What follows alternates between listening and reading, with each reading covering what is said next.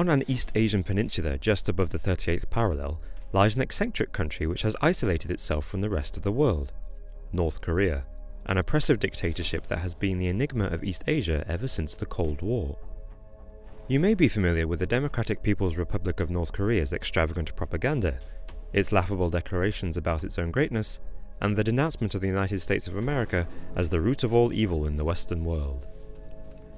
North Korea is often dismissed as a ridiculous nation, and is the butt of many jokes when it comes to talk about its isolation, its weird laws, and authoritarian regime. And what isn't funny about a poor country with a population of just 24 million people that repeatedly broadcasts its arrogance and world supremacy? In July 2014, North Korea threatened a nuclear strike on the White House if the USA ever threatened its sovereignty. North Korea's statement was laughed off as an absurd, empty threat, and once again North Korea became the media's comedy punchbag. Then, at the end of 2014, Western mockery of North Korea reached a new height when Sony Pictures Entertainment released Seth Rogen's movie, The Interview, which satirizes North Korea and its supreme leader, Kim Jong-un. But was this a joke too far?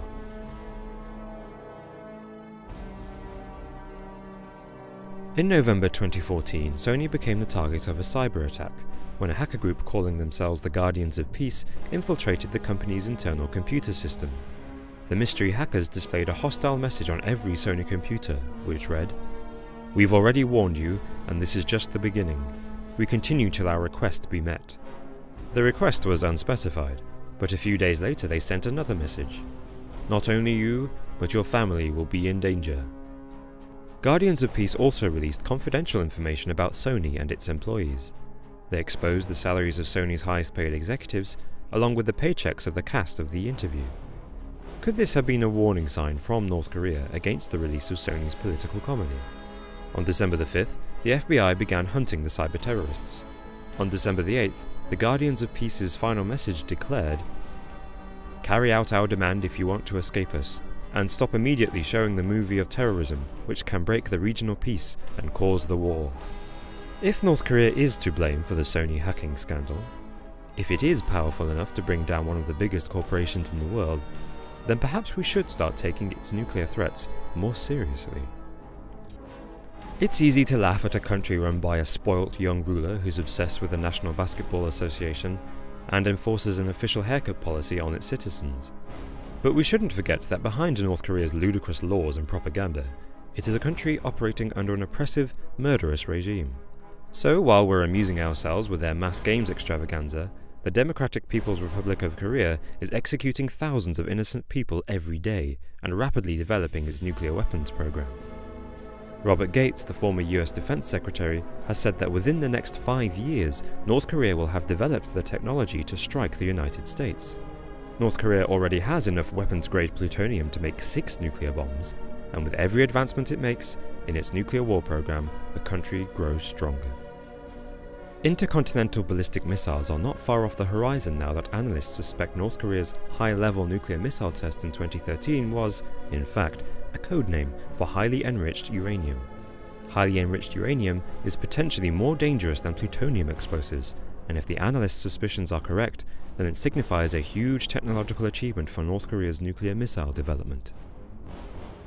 It might take up to 5 years before North Korea launches the US to its nuclear fate, but the same cannot be said for its neighbouring countries, which are directly in North Korea's firing line. At any moment, North Korea could release one of its deadly missiles towards Japan, South Korea, China, and any US ally within Asia. For such a small country, it claims to have an army of 1.3 million soldiers, which would make it the 5th largest army in the world.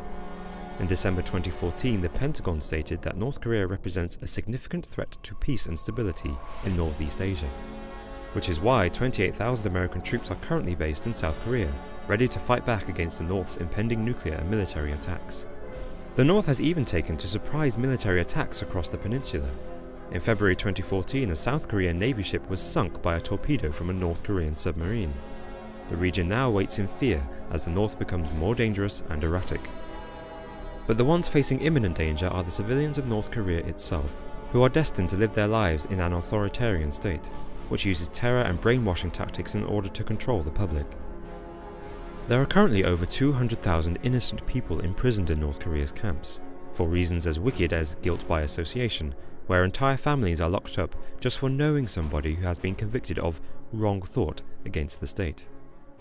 With 25% of people in the concentration camps dying every year, North Koreans on the outside stay loyal to the regime, willing to give their life up to the cause at any moment, especially if it means finally defeating their evil nemesis, the USA. This terrifying region has brainwashed its citizens to live and die for the state, and has turned its nation into an army in waiting, ready to pounce on the Western world. If it is just 5 years away from a nuclear breakthrough, then North Korea is a ticking time bomb.